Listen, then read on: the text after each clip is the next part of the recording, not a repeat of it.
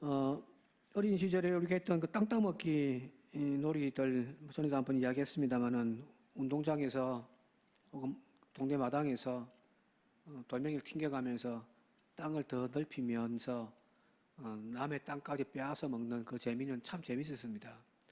돈도 안 들고요. 그냥 내가 정확하게 열심히만 하면은 땅도 넓어지는 거, 그죠? 현실에서는 꿈도 못 꿀 일들이지만, 그러나 돌 조각 하나 가지고 내 땅이 넓어지는 거 하면 정말 기분 좋았거든요. 자, 그렇게 넓은 땅, 온 운동장을 내가 다 차지했다 할지라도, 그러나 뭐 종소리가 띠링띠링 울리면 다시 수업하러 뛰어 들어가야 되고, 그죠? 엄마가 부르면 그 많은 땅들 뭐 짊어지고 갈 수도 없으니까 그냥 그대로 두고 그냥 집으로 돌아가잖아요. 그죠? 그게 인생이 아닌가 싶습니다. 모든 것을 다 내려놓고 가는 겁니다. 세상 살면서 아무리 많은 것들을 쌓아놓았다 할지라도 죽음 앞에서는 우리 소리가 좀 이상합니다. 죽음 앞에서는 그 어느 누구 하나도 다 빈손이거든요. 소리 잘 안 들리죠, 그죠? 들립니까? 그래요? 제만 안 들리는. 제가 문제입니다. 사람들이 이게 지 생각만 한단 말이에요, 그죠? 그게 문제입니다. 예. 뭐 땅 따먹기 하듯이 이 세상에서 넓은 땅 많은 부어 쌓아놨다 할지라도 하나님이 아무개 오라 하면은 다 내려놓고 가는 것이 우리들의 인생 아닙니까, 그죠? 가끔 보면은 TV나 뉴스에서 많은 재산을 쌓아두는 것으로 끝나지 않고 그걸 사회에 환원하는 그런 뉴스들 가끔 보잖아요, 그죠?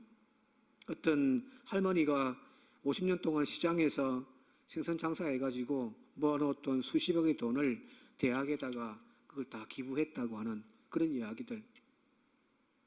그냥 종이 주워가지고 사는 가난한 할머니가 그 모아놓았던 엄청난 재산들을 또 기부했다라는 그런 이야기들 보면은 참 신기하죠, 그죠? 대단하기도 합니다. 한평생 땀 흘려 모은 재산을 선뜻 내어놓는 그들의 마음이 어떤 마음인가 참 궁금하기도 해요. 분명 재산이 남아 돌아서 그런 것도 아니잖아요.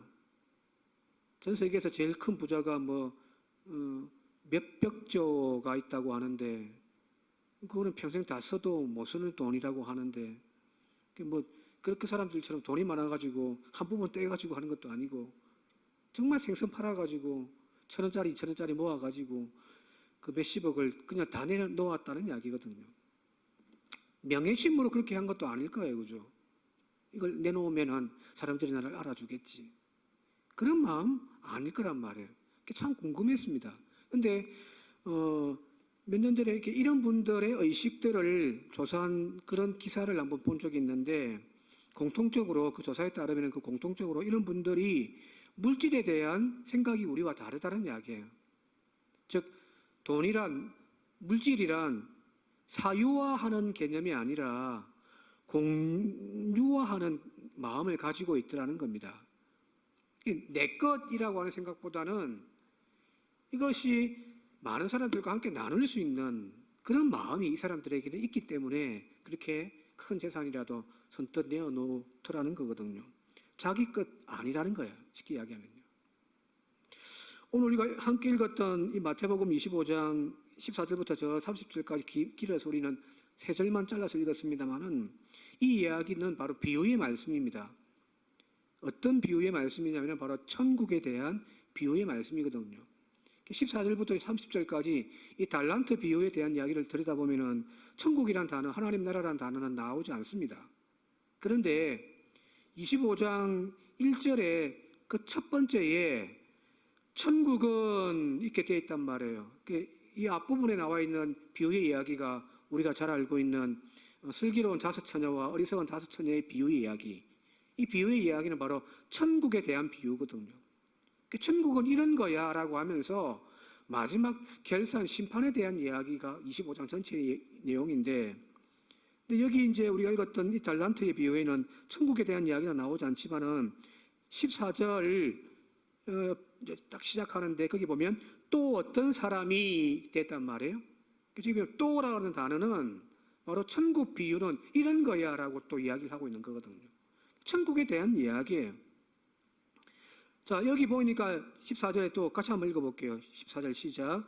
또 어떤 사람이 타국에 갈 때 그 종들을 불러 자기 소유를 맡김과 같다라는 거거든요. 그죠?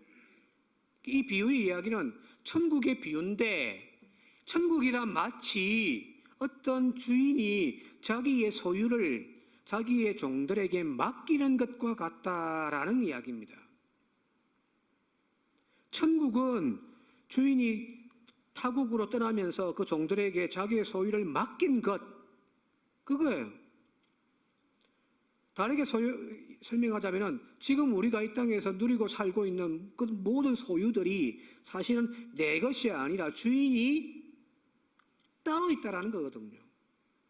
그게 천국 백성인 저와 여러분들의 사고여야 한다는 겁니다. 이 땅에서 천국을 누리지 못한 사람은 저 세상의 천국도 못 가는 거예요. 왜? 이 땅에서의 천국과 저 다음에 우리가 갈 그 천국은 연결되어 있으니까요. 따로 분리되어 있지 않습니다. 이 땅에서는 개판으로 살다가 예수 없이 살다가 천국 갈 수 없잖아요. 그죠? 이 땅에서 예수 믿었다고 하지만 그러나 하나님의 거룩한 자녀의 삶을 살지 못하는 이름뿐인 성도로 살았다면 저 천국이 보장되어집니까? 아니란 말이에요. 연결되어져 있습니다.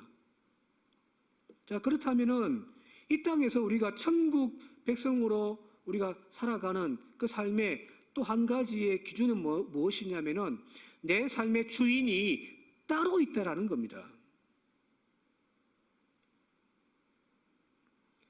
그런데 우리는 그 주인이 우리에게 맡겨놓으신 모든 것들에 대한 소유를 내 것인 양 착각하며 살고 있잖아요. 예수님의 비유의 이야기 중에 이 달란트와 조금 다른 그 임금이 자신의 땅을 이제 맡겨놓고서 갔는데 자기 아들을 종들을 보내었더니 결산하려고 보내었더니 막 때려 패가지고 돌려보내기도 하고 마지막에는 아들을 보내었더니 저 아들로만 죽이면 이거 다 우리 거다라고 해가지고 아들까지 죽이는 그런 이야기들도 있잖아요. 그죠?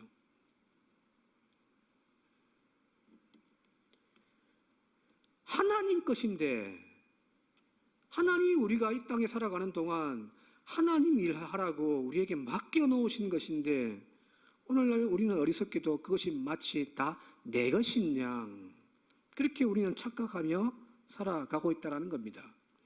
하나님에 대한 믿음을 가지고 있는 성도들에게 우리가 가져야 할 가장 큰 숙제 중에 하나가 바로 이것이 아닌가 싶습니다. 하나님의 뜻과 내 뜻의 갈등, 하나님의 뜻에 대한 믿음과 내 욕심으로 내 것 움켜쥐고 하려고 하는 그 욕심, 이 사이에서 우리는 끊임없이 갈등하며 사는 존재들이긴 하지만 그러나 그것이 물질이든 시간이든 내가 누리는 모든 것들을 하나님 것입니다라고 고백할 수 있는 그 믿음이 저와 여러분들 가운데 있기를 바랍니다. 이것 우리가 하지 못하면 천국은 보장되지 못하는 거잖아요. 그죠? 천국은 마치 이런 건데 이 땅에서 이렇게 살지도 못하면서 저 천국 가겠다고요? 그 천국 가서 뭐 하시게요?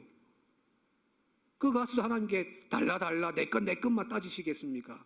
그런 곳은 천국이 아니거든요. 그죠? 자, 그런데 여기 이제 마태복음 25장 전체 주제가 무엇이냐면은 몇 가지 비유의 이야기가 나옵니다만은 25장 전체의 주제가 바로 마지막 종말에 대한 심판에 대한 주제잖아요. 슬기로운 5처녀와 어리석은 5처녀, 마지막 때 탁 주인이 왔더니 신랑이 왔더니 준비되지 못한 5처녀들은 쫓겨나가고 준비되어진 5처녀만 슬기로운 처녀들은 그 잔치집에 함께 즐거움으로 동참하더라는 거잖아요. 마지막 때에 대한 심판에 대한 이야기거든요. 달란트도 마찬가지고요. 맡겨놓았는데 때가 되어서 주인이 돌아왔더니 결설하는 이야기거든요.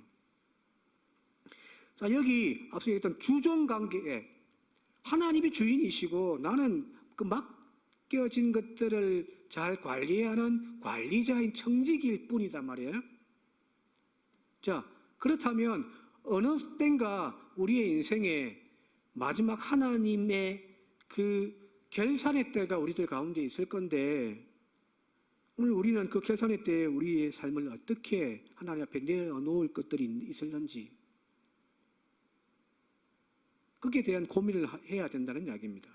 내게 주어진 인생에서 얼마나 잘 살았는지를 판가름하는 기준은 마지막 심판 때 너 잘 살았어, 너 고생했어, 아니면 이 게으른 종아라고 하는 책망을 받든지 칭찬을 받을 거 아니에요, 그죠? 자, 어떤 기준으로 우리는 하나님의 심판에 섰게 되어질 건가? 내가 이 땅에 주어져 있는 인생 동안 얼마나 잘 살았는지에 대한 평가는 내가 얼마나 많은 것들을 쌓았는지, 내가 얼마나 높은 자리에 올랐는지, 얼마나 명예스러운 인생을 살아왔는지에 대한 그 문제가 아니에요. 세상 사람들은 그렇게 이야기를 하죠. 대통령 자리를 얻었니, 돈이 얼마나 많았느니, 얼마나 많이 배웠느니, 그런 것 가지고 그 사람의 인격을 판가름하고 판단하지만 하나님은 그거 따지지 않는다는 거예요. 성경이 우리에게 가르쳐주는 기준은 맡겨놓은이에요. 그 맡겨놓은 것들을 하나님의 뜻에 얼마만큼 잘 사용했느냐를 하나님은 결산하시겠다는 거거든요. 물질을 맡겨놓았으면 이 물질을 내 통장 안에 얼마나 많이 쌓아놓고서 돈 자랑질을 하며 살았는가를 가지고 판단하는 것이 아니라 그것 가지고 어떻게 하나님의 선한 일들을 이루어갔는지를 하나님은 물으시겠다는 겁니다.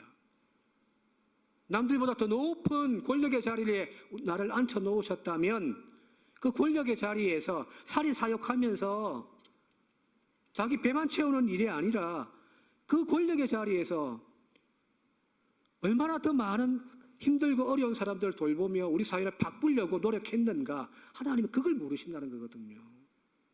왜요? 내게 아니기 때문입니다. 건강도 시간도 물질도 내가 낳았지만 내 자식조차도 하나님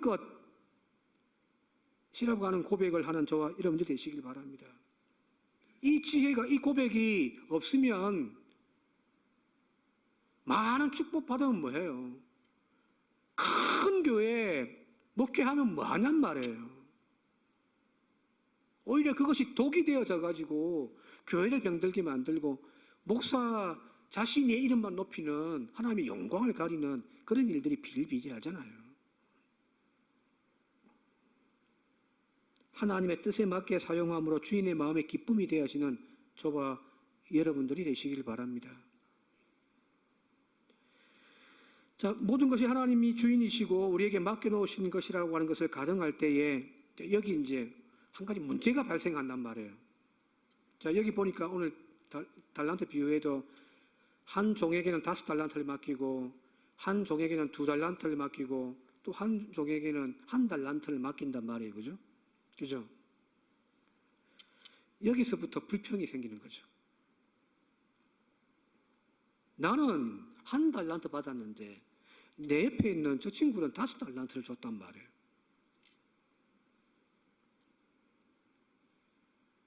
다른 사람과 비교해서 주인이신 하나님께서 우리에게 맡겨놓으신 것들을 이렇게 비교 평가하면서 어느 순간부터 우리는 불평하기 시작하더라는 겁니다.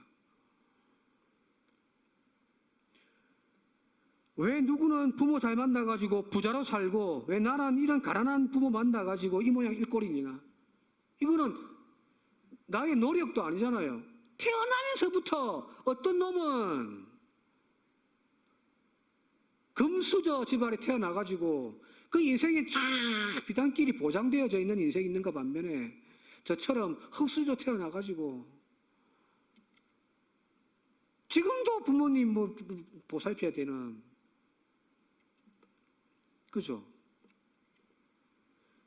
누구네 자식은 가외도 안 시켜도 알아서 공부 잘 한다고 하던데 이놈의 자식, 내 자식은 왜 이렇게 속만 썩이는지, 공부하라고 해도 공부도 안. 제가 제일 기분 나쁜 거는 부모 잘못 만나고 뭐 그런 거 별로 기분 안 나쁜데 주변에 있는 목사님들 자녀들 보면서 너무너무 배가 아픕니다. 분명히 저 목사님은 학창시절 함께 학교 다니면서 공부도 내가 더 나았던 것 같고 한데 저 자식은 서울대학을 갔다 오는 둥 뭐 내 자식 보니까 뭔가 싶기도 하고 막 그죠? 누구는 남편 잘 만나가지고 저렇게 행복하게 사는데 나는 왜 이런가? 누구는 처가댁 덕분에 출세 가도를 달린다고 하는데 나는 뭔가? 그죠? 인생이 참 불공평하게 여겨지지 않습니까? 자, 그런데 진짜 하나님이 그렇게 불공평하신 분일까요? 누구에게는 저렇게 많은 것들을 주시고 나 같은 인간에게는 하나님이 이만큼밖에 안 줘가지고 이렇게 고생하게 만드시냐고 원망이 안 쌓입니까? 저기는 5달란트 주더만 왜 하나님 나는 이거밖에 안 줘요 1달란트.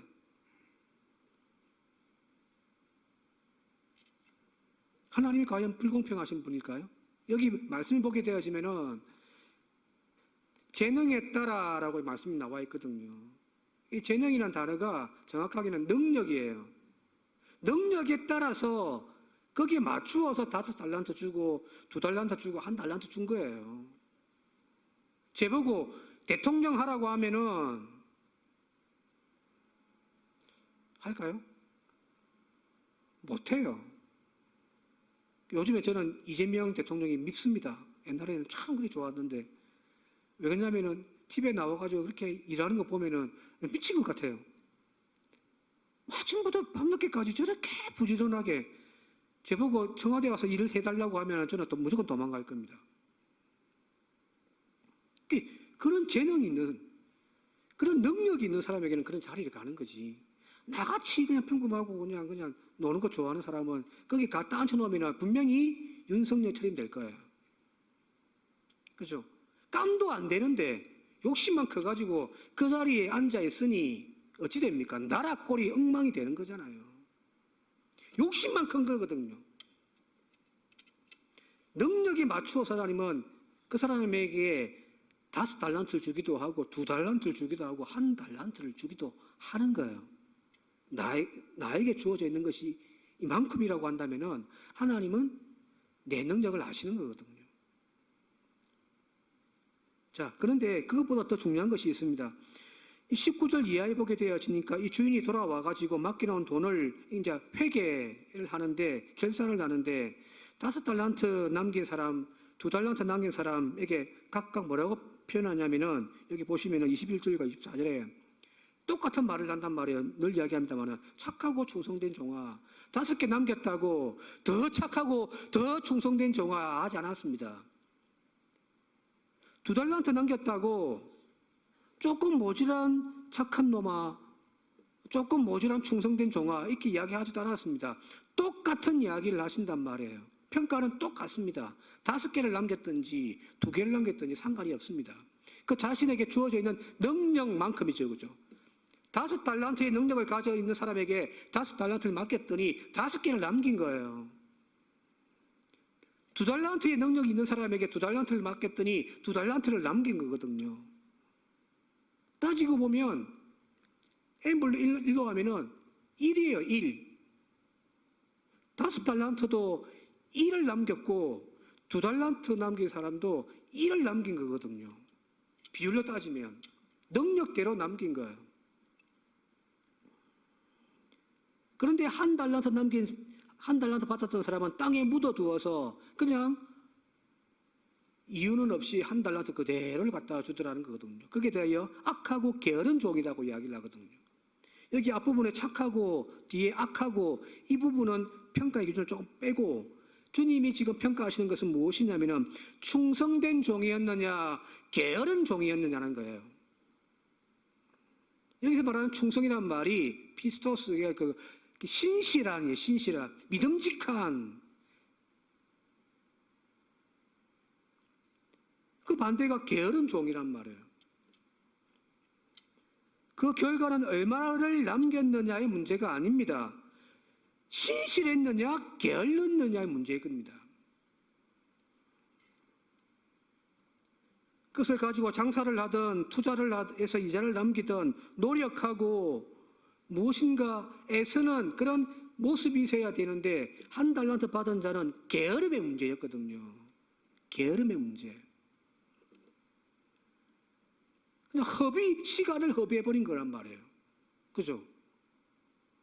전에도 한번 예화하면서 이야기했는데, 빠삐용이라고 하는 영화, 원래 이게 실화라고 이야기를 했잖아요. 프랑스에 범죄 조직에 가입했던 사람이 억울하게 그냥 그 살해 사건이 일어났는데, 자기가 누명 써가지고 감옥에 갔던 이야기. 아무리 자기가 무죄하다라고 주장을 해도 받아주지 않으니까 이 사람이 계속 탈옥을 시도한단 말이에요. 그죠? 자, 그런데 이 빠삐용이 어느 날, 이 주인공이 어느 날 꿈을 꾸었는데, 그 꿈의 내용이 뭐냐면 하나님 앞에 심판을 받는 거예요. 그래서 이 하나님 앞에서 자기는 결백하다고, 나는 죄가 없다고, 나는 누명을 썼을 뿐이다라고 막 이야기를 항변을 하니까, 그 이야기를 듣고 있던 하나님이, 꿈속의 이야기예요. 하나님이 그에게 어떻게 판결을 내렸냐면 이렇게 판결을 내리더랍니다. 너는 네 인생을 허비했다. 누군가를 죽인 살인자의 누명을 쓰고 여기 있어서 그냥 나는 억울하다고만 했는데, 그런데 하나님이 내린 진짜 죄는 무엇이냐면은 네 인생을 네가 허비했다는 거예요. 젊은 시절에 그 범죄 조직에 들어가가지고 창녀들과 어울리면서 술을 마시면서 허비했던 그 너의 죄다란 거예요. 이 사실을 깨닫고 내가 직접 살인하지는 않았지만 내가 창녀들과 어울려서 그렇게 방탕되게 살아왔던 자신의 죄가 있음을 시인했다라는 거거든요.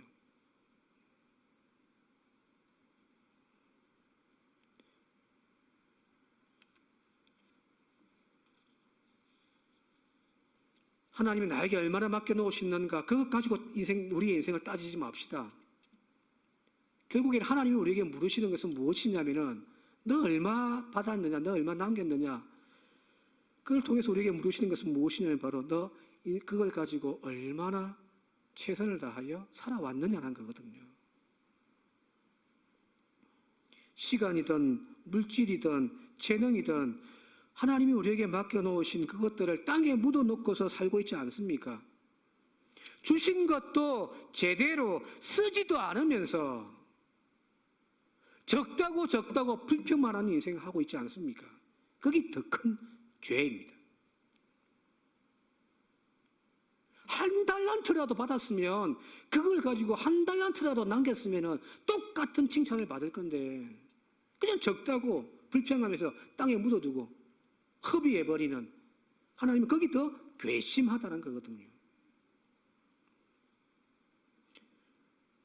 우리에게 주어진 것이 적다고 불평하기보다는 주어진 재능, 시간, 물질 그것 가지고 충성된 종이 되어지는 저와 여러분들이 되시길 바랍니다. 얼마를 받았느냐, 그리고 그것으로 얼마를 남겼느냐에 따라서 우리를 판가름하시는 하나님이 아닙니다. 그것 가지고 내 주인이 하나님이, 그래서 이거는 하나님 것이다라고 하면서 하나님의 뜻에 따라서 다 허비해도 상관없습니다. 하나님의 뜻에만 맞게 그것을 운영했다고 한다면은 하나님은 똑같이 착하고 충성된 종이라고 말씀하실 거예요. 문제는 우리가 게으르다는 거지. 아니면 이걸 내 욕심 가운데 내 창고 안에 숨겨놓아. 그게 더 책망받을 일들이 아닌가 싶습니다. 이제 마지막 28절 읽고 말씀 마치도록 할게요. 28절입니다. 같이 한번 읽겠습니다. 시작. 그에게서 한 달란트를 빼앗아 10달란트 가진 자에게 주라는 겁니다. 그래서 있는 것마저도 빼앗겨 버리는 겁니다. 그죠? 하나님이 저에게, 하나님이 여러분들에게 각자 맡겨놓으신 능력대로, 재능대로 맡겨놓으신 것들이 있습니다. 그것들을 잘 활용하는 저와 여러분들이 되시길 바랍니다. 아무리 예리한 칼도 갈지 않으면 녹슬어 버리거든요. 아무리 머리가 좋아도요, 공부 안 하면요, 돌대가리 되는 겁니다. 그죠? 하나님이 우리에게 주신 시간, 물질, 재능도 귀히 쓰지 않으면 나중에 다 뺏기는 겁니다. 작든 크든 주어진 것들에 충성하는 저와 여러분들이 되시길 바랍니다. 다들 건사하는데 나는 아직 집사네. 그런 거 상관없습니다. 그 자리에서 충성하면 그것이 하나님에게는 최고거든요. 자꾸 우리는 자리 욕심, 뭔가 물질의 욕심 더 많이 주시면 목사님들도 서로 경쟁하면서 더 큰 교회 가려고 한단 말이에요. 그죠? 큰 교회 가면 큰 목사인 것처럼 우리 스스로는 착각하지만 아니에요. 교인 한 명 앉아 있는데라도 거기에서 충성하면서 한 영혼을 천하보다 귀하게 여기면서 목회한다면 그 목사가 제일 큰 목사인 거죠. 그죠? 목사만 그렇습니까? 여러분은 아닌가요? 여러분들의 가정에서 천국을 일구어내는 착하고 충성된 종이 되시기를 시간 주님의 이름으로 축원드립니다. 함께 기도드리겠습니다. 고마우신 아버지 하나님, 각자의 삶에 하나님께서 우리의 재능과 능력에 맞게끔 맡겨놓으신 것들이 있는데 주여 그것을 내 것인 양 착각하며 사는 우리의 인생은 아닌지, 혹은 하나님 일에는 관심이 없어서 그냥 허송세월하며 낭비만 하고 살아가는 저희들의 인생은 아닌지, 마지막 때에 하나님 앞에 무엇을 내어놓을 것인지를 고민하며 살아가는 저희들 되게 하옵소서. 예수님의 이름으로 기도하옵나이다. 아멘.